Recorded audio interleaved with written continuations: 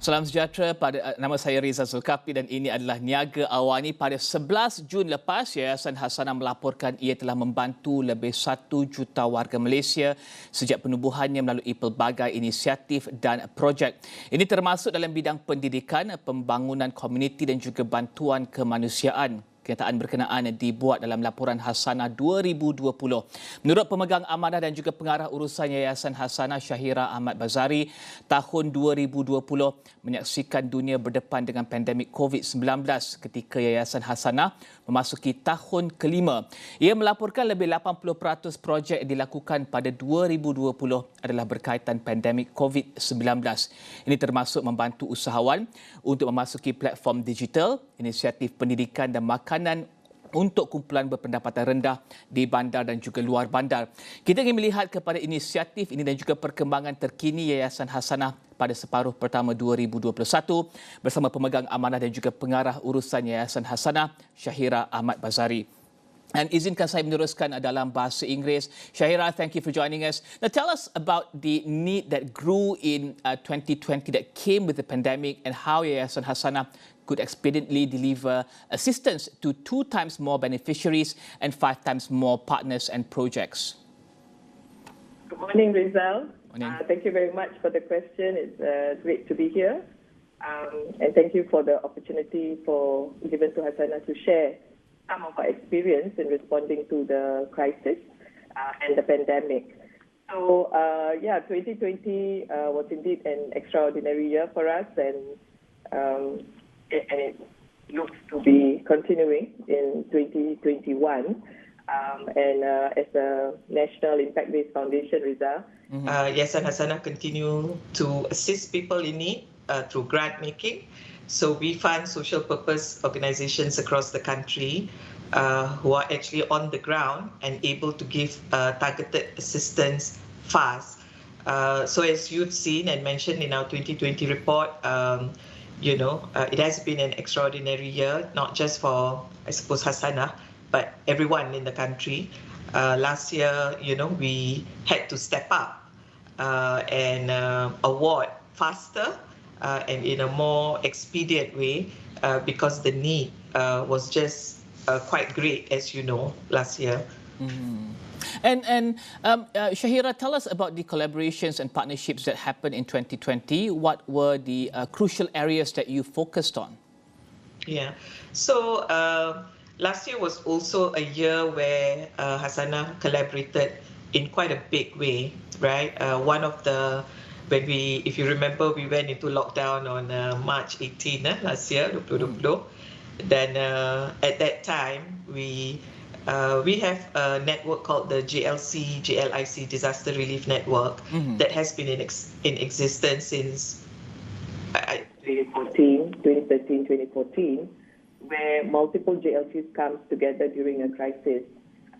And typically, prior to the pandemic, we come together and pool our resources for floods, usually. And if you remember the very bad Kelantan floods in 2014, many companies came together and leveraged on our collective efforts to respond to the crisis. So fast forward March 2020, when the pandemic happened, everybody wanted to help. If you remember, at that time, public hospitals had shortages with PPEs, ventilators, and all of that. We convened the GDRN, and actually that initiative where we worked together with Niaga enabled Yayasan Hasanah NTM as the co-secretariat of GDRN to pull together 29 companies who funded about 95 million ringgit, Rizal, at that time, to help with medical equipment as well as social services, food assistance dan sebagainya during that time. So that was a massive collaboration, but it was a collaboration that shows that when we work together, we can achieve so much more. As we continue and evolve with all of the various stimulus packages, Yayasan Hasanah has also been collaborating with the Ministry of Finance on managing some funds from the stimulus packages under Prihatin, ada Permai dan Pemerkasa even in 2021 to actually deploy funding in a more expedient way. right? And I think that we are able to do that, Rizal, because we already have the processes, the governance structures in place in terms of how we evaluate proposals and monitor, evaluate, and report some of the programs that we support. And if you think about the crisis and non-crisis period, prior to the crisis, it takes us 3 months to evaluate proposals and award proposals. But during the crisis, we actually turned around support in 30 days. And that's for grants and for our humanitarian relief, like immediate humanitarian response, we actually turn around in 72 hours. But usually it's faster than that. But Shahira, tell us more about the collaborations and partnerships. How did these collaborations and partnerships help Yayasan Hasanah to deliver better assistance for immediate impact to the beneficiaries? Yeah, so I suppose it's all about coordinating, right? Coordinating and ensuring that there is no redundancies, there are no overlaps in the kind of support. This is something that Yayasan Hasanah has been advocating since we kind of joined the social sector or joined the ecosystem, to say that, we need to pool our resources together. We need to connect the dots and coordinate and collaborate, coordinate our efforts so we don't have duplications in our efforts. So I think, I always say that when you have to work in a multi-stakeholder environment, we have to respect each other's independence, we have to respect each other's governance and transparency and audit processes, and we also need to be open-minded about collaboration and be flexible about the evolving nature of crisis. As you know, the crisis is evolving and we need to be flexible. So I think these were some of the ingredients that we put in place. I think I remember in March when there was just, nobody knew what to do, right? That time we were all facing it for the first time. And so YH, Yayasan Hasanah, put together sort of like a term of reference document. And that went around, WhatsApp groups and sebagainya, where we said, if you want to be part of the collaboration or you want to join in helping our public hospitals at that time, these are the scope, this is the objective, this is what it's meant to do, and all of that. So I think that worked, Rizal, and people kind of joined the collaborative or the collective and came together and supported in a very expedient way, like I said, and we ensured that there was transparency in the process. There were audits to close off those collaborations and sebagainya. So collaboration is possible, but I think we need to respect the needs and requirements of all parties and all partners within that collaboration. Tell us briefly, Shahira, about that collaboration. Did you get best practices from that, and did that also show the role and the giving back aspect of from GLCs and GLICs in 2020? GLCs and GLICs came together to support GDRN and work together to give back to the nation in that sense in 2020 because of the pandemic.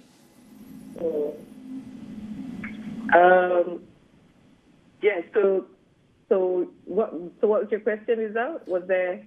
So that actually showed how GLCs and GLICs came together to support the relief effort during the pandemic, right? Yeah. So, and also for Perspective GDRN, while it's a loose coalition, but it's a coalition of like-minded professionals, right? We've worked together for the various natural disasters of the country, especially floods. As you know, every year end we have the monsoon season, and GDRN typically comes together through the various CSR funds, and we coordinate. Basically, we say, okay, aku yang akan coordinate dengan NKN, with NATMA, with BOMBA, and we have a war room. We usually set up a war room round about October, November, just to be prepared for if there is bad floods, and how can we respond. So, the JLCs, they have various assets, right? They have warehouses all over the country. Our banks have got branches all over the country, and employees all over the country. There are other assets like helicopters, gensets, and all of that could actually be mobilized in a coordinated way, where ada overlap. So people were leveraging on their strengths. Okay, what are you good at? Okay, you go out there and do whatever. There's some companies who could only give money because they don't have too many employees to go down and help. So it was a coordinated effort from GLCs to respond. But I also wanted to tell you, so because of last year's experience, and then as you know, where we are today with the cases, growing, and there are a lot of distress as well in society, in our communities. We are convening the GDRN again to look at what everyone is doing, because JLCs are doing a lot for the community, investing a lot under CSR, and we just wanted to kind of pull this together. And the other thing, Rizal, I think there are a lot of food assistance that are going on. As you know, there are also multiple other stresses that is going on, right? There's the mental well-being of the communities and individuals, issues on domestic violence, and also, for example, we have supported some programs where people are unable to either pay for health and social services. Like, for example, the National Stroke Association, the National Cancer Society. We had an organization that was doing wound care. So all of these services that have been in existence, where people could go and pay or move around, now, quite a number of them cannot move to get their physiotherapy or to get their wound, looked at and stuff like that. So there were a lot of those kind of support as well that we provided, and we will continue to provide. Then another category of assistance that we did was a lot of the micro entrepreneurs who were, as we know, daily wage earners, are now unable to open shop. Yep. So we had quite a lot of, we had some partner organizations, some social organizations that we work with that help the micro entrepreneurs pivot online, like how to set up your FB account, how to set up Instagram account, how to market, promote your product, packaging, make sure how you put your phone numbers and sebagainya. So, and alhamdulillah, I think that has been quite successful for quite a number of our micro entrepreneurs, single mothers and sebagainya, where they are now able to sell and still get income and leverage on all of the services, macam mana nak call alam muka, macam mana nak call delivery services dan sebagainya. And the other thing is on pay for work. So for a lot of the, for example, orang asli community that we work with, where their income was also impacted, we work with them to for example, there's one project that we're doing in Pengarah, where we pay the orang asli to create a new track to Mount Korbu. And that's basic. I'm waiting for the EMCO to be over so that we could go hiking and get into nature. But that was an example where, the orang asli community actually got daily pay for taking care of our forest and also creating an alternative hiking path to Mount Korbu. And Shahira, tell us about the survey report impact of COVID-19 on civil society organizations in Malaysia. What were some of the key findings from this report, perhaps briefly? Yeah, sure. So last year when we got into this pandemic, we were wondering how our partners are doing. We were worried about them, but we also wanted to know how they are doing and how the communities they are supporting, how they're doing. So we did the survey, and there's some data. For example, 50% of them that we interviewed, I think there were about 200 over civil society organizations that responded to the survey, and about 50% of them required financial support. 40% anticipate project cancellations. About 31% said that they are afraid that the crisis may force their operations to shut altogether. And many, about 30%, were worried about mental health. And also, they felt that maybe funding would be an issue because many companies were either responding to the crisis and no longer providing grants dan sebagainya. So, what we did at that time was that we, for the first time in YH, provided unrestricted funding, a small amount, but it was just basically a one-off grant that we gave all our 39 partners to say, go do whatever you need to do. If you need to get PPEs for your staff, if you need to pay your rent, pay your salaries, whatever, take care of yourself so that you can take care of the community, right? You can't pour from an empty cup. And so we wanted to be there for our partners. And our partners continue to be our champions. They are the voice of the ground. They give us insights. We connect with them quite regularly to find out what's going on, because now we can't go down either because of the lockdown. Okay. Shahira, let's take a short break. When we come back, let's talk about you managing and coordinating several projects in 2020 and 2021, including the Hasanah Special Grant 2020, the GDRN, or also perhaps a bit on cerdik. Let's talk about that when we come back shortly. Kita akan berehat seketika, kembali selepas ini.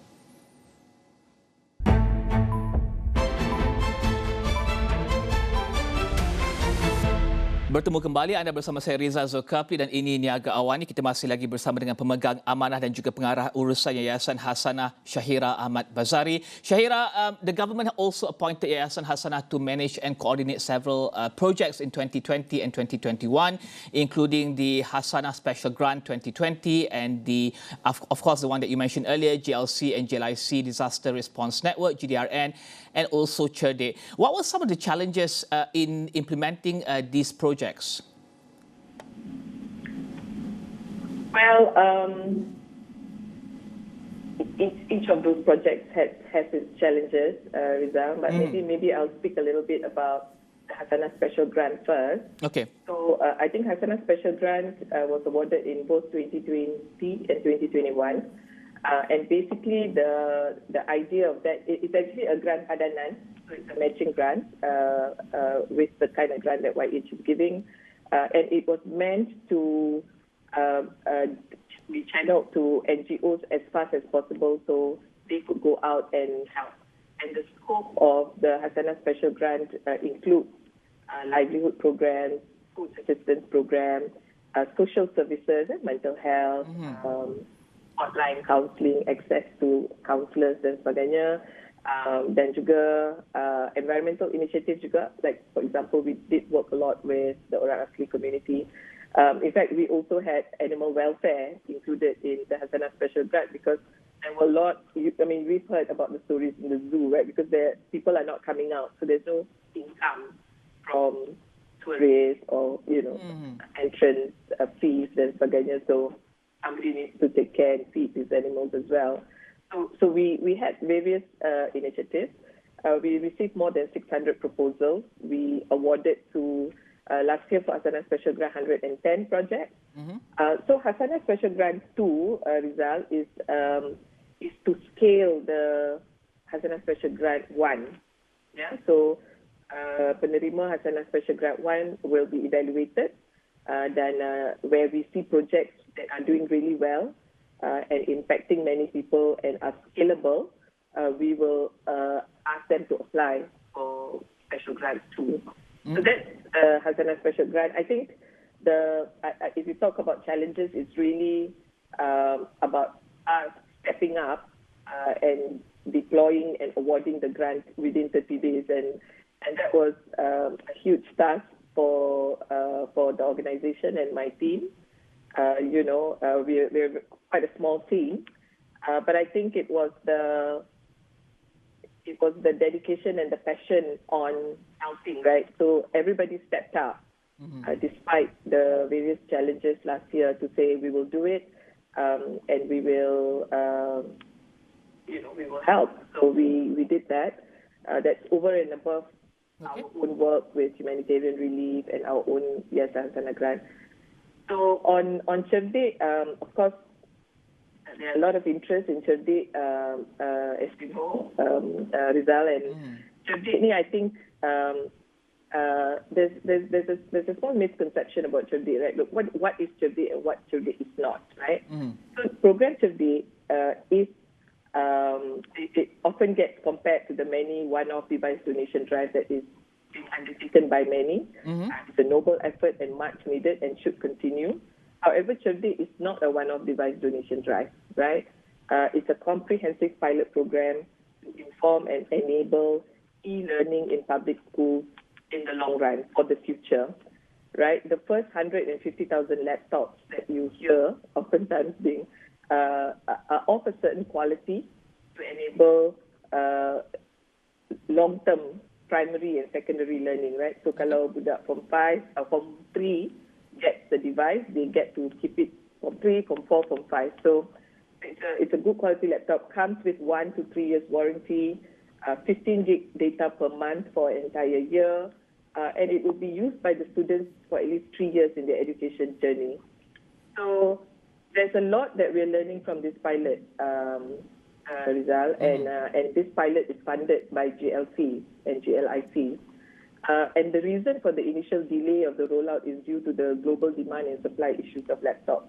These are not, tablets that we can buy at retail and buy and go, but they're well-built devices from established manufacturers like Dell, Lenovo, HP, Asus, and others, and obviously of a certain specification, and therefore there were supply issues.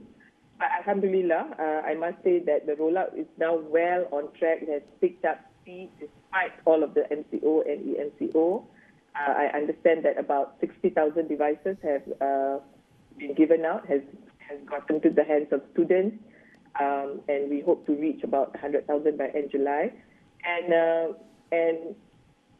there is just so many misinformation, disinformation, and fake news out there now, Rizal. And I think people need to. I think we need to go back to ethical journalism and look at what is right, lah. So, but I would say we did have challenges, but everyone is working really hard. As I know, as part of the secretariat, we know that everyone is working really hard to get the devices out and learn from the pilot, so that when a larger rollout happens in the future, we can learn from this 150,000 pilots. And finally, Shahira, let's talk about what you did in the first half of 2021 and what do you hope to do in the second half of 2021. This is July. What do you hope to do moving forward to the rest of 2021? Yeah, so 2021 seems to be another pandemic year. We were hoping for better days. We all hope for better days in 2021, but it is where it is. So the first half, we were still very busy. So other than Hasanah Special Grant, the Cerdik program, we also have some initiatives under the Permai initiative, and also Pemerkasa now. We're working together with My Kasih to provide food aid into the MyCard, as you know, the My Kasih program. So pretty much largely, I think 2021 looks to be another year. I think about 70% of our work will be pandemic related. Our humanitarian response budget also increased. So we are continuously, providing grant to very small micro NGOs who are doing targeted assistance in the communities all over the country. And then we've obviously got the bigger ones that we're working on. So looks largely to be pandemic related. And we will continue to focus on that. In November, Rizal, if I may quick plug, we will be having our Hasanah Forum in the month of November. So we are also preparing for that. It talks about moving from charity to justice and talking about issues in the social ecosystem in terms of inequalities and how do we tackle that. But again, the issues are evolving, so who knows what we'll be discussing in November. But I think certainly the pandemic has brought forth a lot of the vulnerabilities, a lot of the issues that we probably need to review and look at. And maybe, those social issues can be discussed in a lot more detail at the forum. So that's over and above everything else that we're doing, inshallah. Thank you very much, Shahira. Ahmed Bazari, Pemegang, Amanah dan juga Pengarah Urusan Yayasan Hasanah membincangkan berkenaan dengan laporan Hasanah pada tahun 2020 serta aktiviti dan juga bantuan yang diberikan oleh Yayasan Hasanah ketika pandemik ini. Kita akan teruskan dengan laporan seterusnya. Saham di pasaran Asia Pasifik dibuka rendah dengan pelabur menantikan data inflasi China yang akan diumumkan pada awal pagi ini. Dalam masa yang sama, saham di Jepun catat pembukaan rendah selepas Perdana Menteri Jepun menyatakan tiada penonton akan dibenarkan pada Sukan Olimpik ini. Terdahulu, saham di pasaran Amerika rendah pada dagangan Khamis dengan S&P 500 dan Nasdaq menurun daripada paras tertinggi susulan ketidaktentuan pemulihan ekonomi Amerika.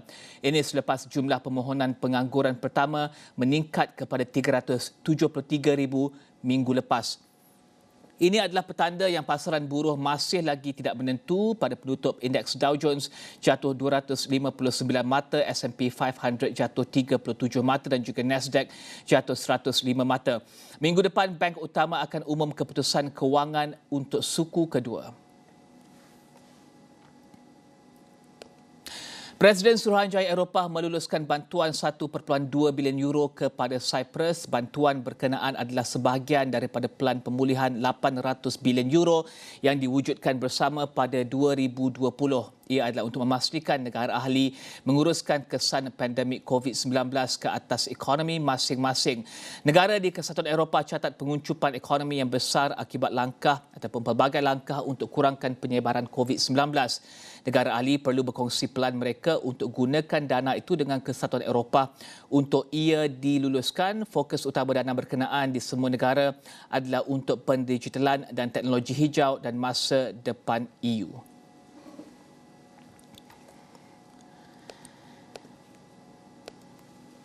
Seterusnya, Kesatuan Eropah mendenda 4 pengeluar kereta utama Jerman dengan jumlah 875 juta euro. Ia mendapati ataupun EU mendapati syarikat ini berkomplot untuk menghadkan pembangunan dan juga pengeluaran sistem yang mengawal pelepasan gas pencemar kenderaan. Daimler, BMW, Volkswagen, Audi dan juga Porsche berkomplot untuk elak bersaing dalam pembangunan teknologi yang akan menghadkan pencemaran daripada kenderaan petrol dan diesel. Daimler bagaimanapun tidak didenda selepas mendedahkan pakatan berkenaan kepada Suruhanjaya Eropah. Ini adalah kali pertama Kesatuan Eropah denda pakatan untuk menghadkan pembangunan teknologi dan bukan pakatan harga yang biasa dilakukan. Menurut Ketua Anti Monopoli EU, biarpun syarikat ini mempunyai teknologi untuk kurangkan pelepasan gas berbahaya, mereka menolak persaingan dan manfaat yang mungkin diberikan kepada pengguna untuk dapatkan kenderaan yang lebih bersih. EU membenarkan kerjasama antara syarikat untuk mempercepatkan pembangunan teknologi dan untuk sebarang peningkatan kebaikan.